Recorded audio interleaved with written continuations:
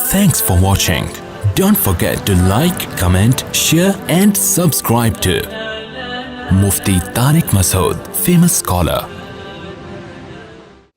تو میں یہ دوسری چیز جس کی پر اللہ نے ایک تو چربی پہ پابندی لگائی، دوسری چیز جس پر اللہ نے پابندی لگائی بنی اسرائیل پر، وہ ہفتے کے دن مچھلی کا شکار، کیونکہ ہفتے کو مچھلیاں بہت زیادہ آیا کرتی تھیں۔ اللہ نے کہا تمہارے گناہوں کی سزا ہے کہ ہفتے کے دن تمہیں صبر کرنا پڑے گا۔ تو فش بھی کیا چیز ہے بھائی؟ صحت کے لیے بہت مفید نہیں ہے بلکہ بہت مفید ہے۔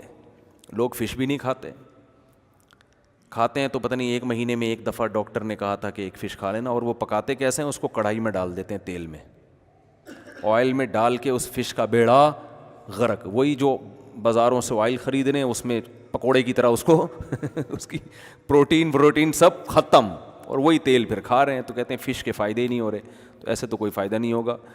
فش آپ کھائیں یا تو اسٹیم کر کے کھائیں یا بہت ہلکے آئل پہ، ہلکی آنچ پہ اس کو، کیونکہ مچھلی میں پروٹین تیز آنچ پہ وہ ختم ہو جاتے ہیں نا اس کے، یا اس کو آپ گرل کر کے کھا لیں اور پھر خوب کھایا کریں۔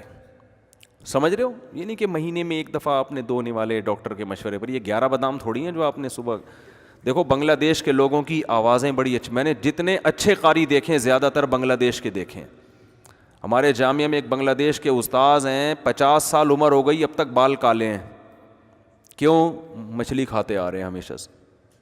سمجھتے ہو کہ نہیں سمجھتے؟ تو فش کھانے سے آپ کی آنکھیں، وزن نہیں بڑھتا، ویٹ صحیح رہتا ہے۔ تو یہ چیزیں کھانی چاہیے۔ پیسہ اڑا رہے ہیں، بحریہ ٹاؤن میں پلاٹ چاہیے بحریہ ٹاؤن میں، کھاؤ مرضی جو مرضی گند کھاتے رہو، پلاٹ مل گیا ہمیں۔ پہلے اپنی ہڈیوں کو بناؤ میرے بھائی، ان میں سریا ڈالو۔ خیر،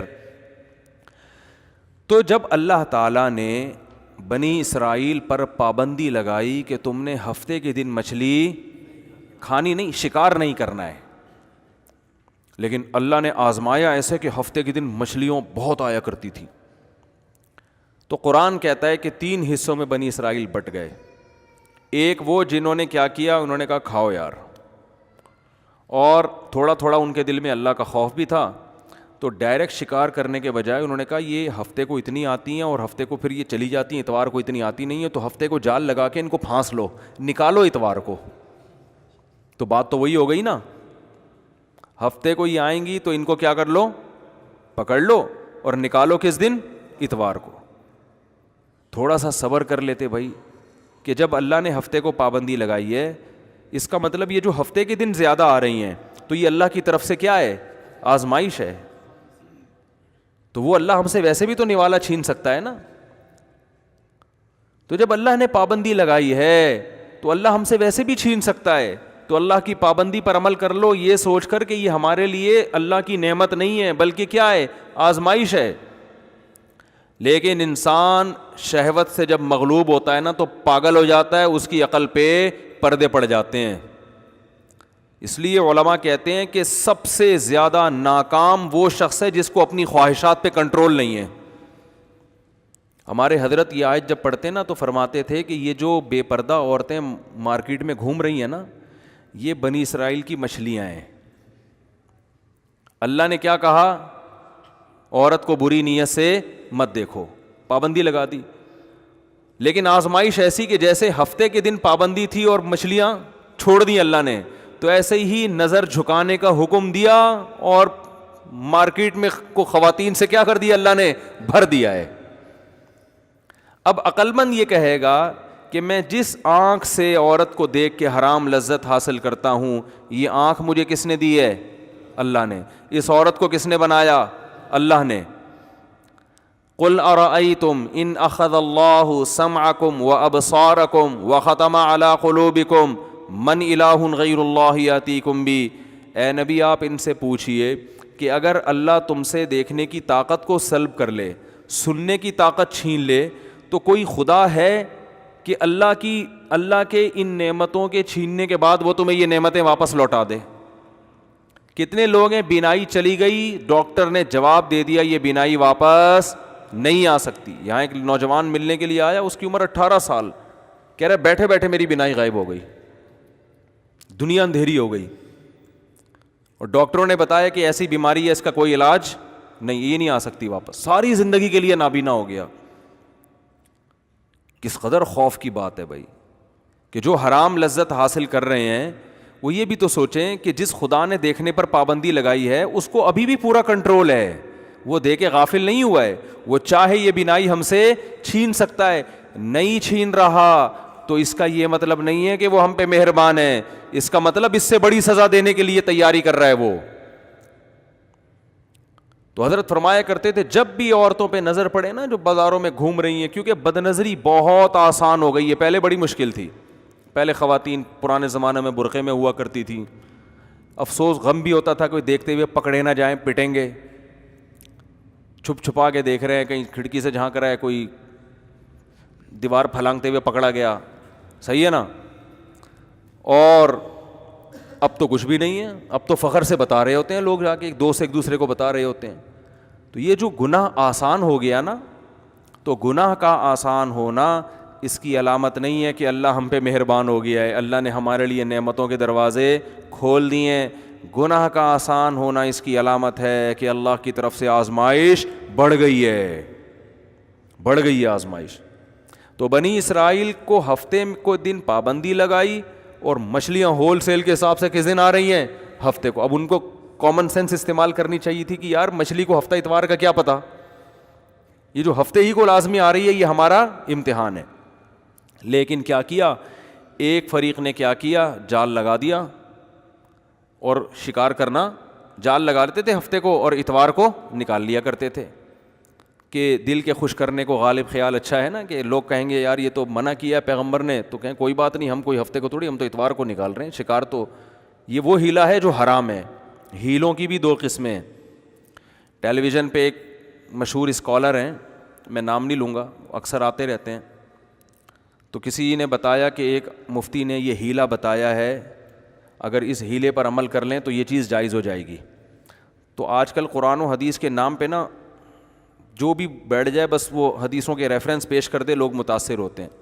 تو انہوں نے فوراً کہا یہ ہیلے ویلے حنفی فقہا نے لکھے ہیں, حنفیوں کو لتاڑنا شروع کر دیا بیٹھ, یہ حنفی مولویوں کا کام ہے ہیلے بتانا, یہ سود سے بچنے کا ہیلا, یہ فلانے کام کا ہیلا. ہیلے اسلام میں کیا ہیں, حرام ہیں. اور پھر یہی بنی اسرائیل نے ہیلے کیے اور اللہ نے ان کو کیا دے دیا, عذاب دے دیا. تو میں تو تھا نہیں, میں نے کہا میں ان کے پاس بیٹھا ہوتا تو میں ان سے عرض کرتا ہوں, لوگ تو خوش ہوتے ہیں ماشاءاللہ کیسی زبردست بات کی, اور حنفی سارے علماء جتنے بھی تھے ان کو کیا قرار دے دیا, گمراہ. اس لیے کہتے ہیں پراپر طریقے سے جب تک علم حاصل نہ ہونا انسان گمراہی پھیلاتا ہے. نیم ڈاکٹر خطرہ جان ہوتا ہے کہ نہیں ہوتا, نیم حکیم نیم ڈاکٹر, تو ایسے ہی نیم علم بھی کیا ہے, خطرہ ایمان ہے.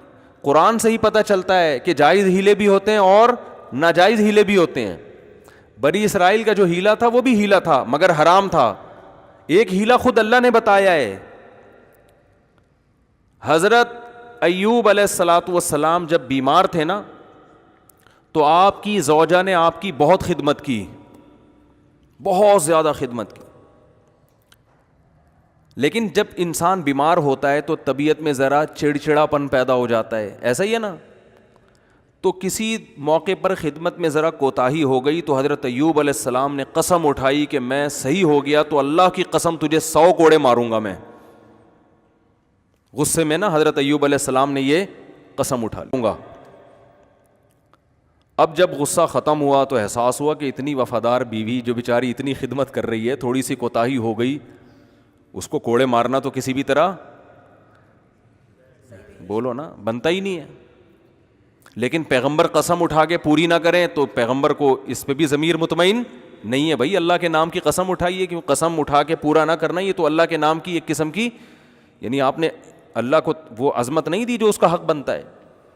تو قرآن کہتا ہے ہم نے ایوب علیہ السلام کو کہا جب وہ ٹھیک ہو گئے, ہم نے کہا خذ بیدک غیثاً, ایک جھاڑو لیں جس میں 100 تنکے ہوں اور ایک ہی دفعہ لگا دیں, ٹھیک ہے نا.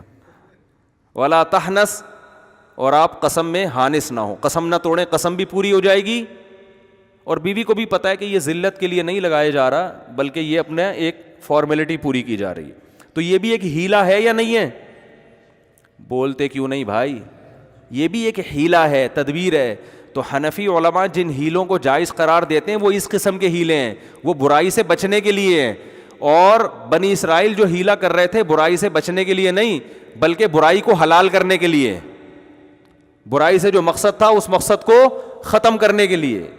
مقصد یعنی مقصد وہی حاصل ہو رہا ہے. ایک ہیلا وہ ہوتا ہے جو حرام کو حلال کر دے, اور ایک ہیلا وہ ہوتا ہے جو حرام سے بچنے کے لیے ہوتا ہے. تو بچنے کے لیے جو ہیلا ہوگا وہ نہ صرف جائز ہوگا بلکہ پسندیدہ ہوگا, کیونکہ اس سے شریعت کے مقاصد حاصل ہو رہے ہیں. اور یہ ہیلے حدیث سے بھی ثابت ہے. کہ وقت موضوع چینج ہو جائے گا, ورنہ میں حدیث کے بھی حوالے دیتا کہ سود سے بچنے کا نبی نے ہیلا بتایا صحابی کو, رزلٹ وہی ہو رہا ہے, لیکن آپ نے حکم دیا کہ اس طرح سے کر لو گے تو یہ کاروبار جائز ہو جائے گا, اس طرح سے کرو گے تو یہ سود بن جائے گا. نتیجہ دونوں میں ایک ہی نکل رہا ہے. تو اس لیے علم ہمیشہ اہل علم سے سیکھا جائے گا. کوئی بھی اٹھ کے حدیثوں کے ریفرنس دینا شروع کر دے یہ معتبر نہیں ہے. جیسے کسی ڈاکٹر کے پاس کبھی گئے اور ڈاکٹر نے کہا آپ کو یہ بیماری ہے تو اس کے لیے فلاں دوا کھائیں, میڈیکل سائنس کی فلاں کتاب کے صفحہ نمبر فلاں پہ لکھا ہوا ہے, کھا لیں. کبھی ایسا ہوتا ہے؟ آپ بولو گے جی میں نے کتاب کے حوالے دیکھنے ہوتا تو آپ کے پاس کیوں آتا, میں حوالہ ہی میں میڈیکل سائنس کی کتاب نہ پڑھ لیتا. ڈاکٹر بتائے گا کہ بھائی یہ جو حوالہ ہے یہ کس کے لیے ہے اور کس کے لیے نہیں ہے, یہ ہر ایک کے لیے نہیں ہے. ہر چیز کتاب میں پوری ڈیٹیل سے تھوڑی ہوتی ہے. ڈاکٹر بتائے گا کہ بھائی یہ جو حوالہ لکھا ہوا ہے یا آپ نے اس بیماری میں یہ دوا کھانی ہے, میں دوسری کتاب کا بھی حوالہ دیتا ہوں کہ اس میں لکھا ہوا ہے کہ یہ ان لوگوں کے لیے جن کی عمر 60 سال سے زائد ہو یا جن کو یہ بیماری نہ ہو. یہ 10 چیزیں ہوتی ہیں. اسی وجہ سے کبھی بھی میڈیکل سائنس میں حوالے نہیں لیے جاتے بلکہ ڈاکٹروں سے رابطہ کیا جاتا ہے. آپ کہہ سکتے ہیں ڈاکٹر فراڈی بھی ہوتے ہیں, تو بھائی 1 نمبر بھی تو ہوتے ہیں. تو یہ تحقیق کی جاتی ہے ان میں کون 1 نمبر ہے اور کون 2 نمبر ہے. تو اسی طرح مسائل کے معاملے میں عوام پر لازم ہے کہ وہ تحقیق کرے کون 1 نمبر مفتی ہے کون 2 نمبر ہیں. تو جو قابل اعتماد ہے ان کی رائے کو فالو کرے. پھر وہ یہ فروعی مسائل میں, عقیدے میں نہیں. عقائد میں تو ڈائریکٹ قرآن و سنت ہی کو فالو کیا جائے گا. تو خیر, تو اللہ نے بتایا کہ بنی اسرائیل میں 3 جماعتیں بن گئیں. ایک جماعت وہ بن گئی جس نے دبا کے مچھلی کا شکار شروع کر دیا. ایک جماعت وہ ہو گئی جس نے مچھلی کا شکار نہیں کیا, انہوں نے اپنے آپ کو بچا لیا. لیکن ایک جماعت وہ تھی جنہوں نے اپنے آپ کو بچایا بھی اور جو شکار کر رہے تھے ان کو روکنے کی کوشش بھی شروع کر دی. تو یہ ہوتے ہیں نمبر 1. یہ کون ہوتے ہیں کہ بھائی خود بھی ٹھیک بننا ہے اور معاشرے کی اصلاح کی بھی کوشش کرنی ہے. اور ایسے ترغیب دی ان کو کہ وہ نہیں مان رہے تھے, وہ حیل و حجت شروع کر دی انہوں نے کہ ہم اتوار کو شکار کر رہے ہیں, ہفتے کو تھوڑی کر رہے ہیں. تو اللہ فرماتے ہیں جو درمیانی طبقہ تھا نا, جو خود تو شکار نہیں کر رہا تھا لیکن تبلیغ بھی نہیں کر رہا تھا, انہوں نے تبلیغ کرنے والوں کو کہا لما تعظون قوما اللہ مہلکہم او معذبہم عذابا شدیدا, کہ تم ایسی قوم کو کیوں نصیحت کر رہے ہو جن کی ہلاکت کا اللہ نے ارادہ کر لیا ہے. کیونکہ یہ تو ماننے والے نہیں ہیں, تو ان کو تبلیغ کا کیا فائدہ, چھوڑ دو ان کو اپنے حال پہ. یعنی انہوں نے جو دعوت دینے والے تھے ان کو بھی سمجھانا شروع کیا کہ انہوں نے تو مرنا ہی مرنا ہے. تو وہ جواب میں کیا کہتے ہیں, مَعْذِرَةً إِلَىٰ رَبِّكُمْ وَلَعَلَّهُمْ يَتَّقُونَ, شاید بچ جائیں. بھائی کتنی فکر تھی دیکھو ان میں, ان کو پتا تھا کہ یہ ماننے والے نہیں ہیں, لیکن کہا کہ یہ تو ہمارا خیال ہے نا کہ نہیں مانیں گے. 0.001% چانس تو ہے نا کہ شاید مان جائیں, شاید مان جائیں. 0.001% چانس ہے کہ شاید مان جائیں. اور اگر نہیں بھی مانے, مَعْذِرَةً إِلَىٰ رَبِّكُمْ, کل قیامت میں ہم اپنے رب کو کہہ سکیں گے کہ اللہ ہم نے روکنے کی کوشش کی تھی, تو ثواب تو مل جائے گا نا ہمیں. تو یہ کون لوگ ہوتے ہیں, خاندانی. کیا کہلاتے ہیں ایسے لوگ معاشرے میں, خاندانی, جو کہتے ہیں یار اپنا کام کیے جاؤ. تو یہ جو دعوت دینے والے لوگ ہوتے ہیں, اچھا اللہ نے پھر ہلاک کر دیا ان کو, بندر اور خنزیر بنا دیا. اللہ تعالی ہم سب کو بچائے. اللہ تعالیٰ فرماتے ہیں فَجَعَلَ مِنْهُمُ الْقِرَدَةَ وَالْخَنَازِيرَ. اللہ جب وہ رات کو سوئے ہیں نا, جنہوں نے مچھلی کا شکار کر رہے تھے, رات کو سوئے ہیں تو صبح اٹھے تو کوئی بندر بن چکا تھا, کوئی خنزیر سور کی شکل بن چکی تھی کسی کی. پھر حدیث میں آتا ہے 3 دن کے بعد اللہ نے ان سب کو ختم کر دیا. یہ جو نسلیں بندروں کی اور سور کی چل رہی ہیں, ان کا ان بنی اسرائیل سے کوئی تعلق نہیں ہے. لوگ ان کو پکڑ کے کوٹنا شروع کر دیتے ہیں بعض دفعہ کہ یار یہ وہی ہیں, انہوں نے نافرمانی کی تھی. تو اللہ نے ان کو ہلاک کر دیا, پھر ختم کر دیا اس نسل کو.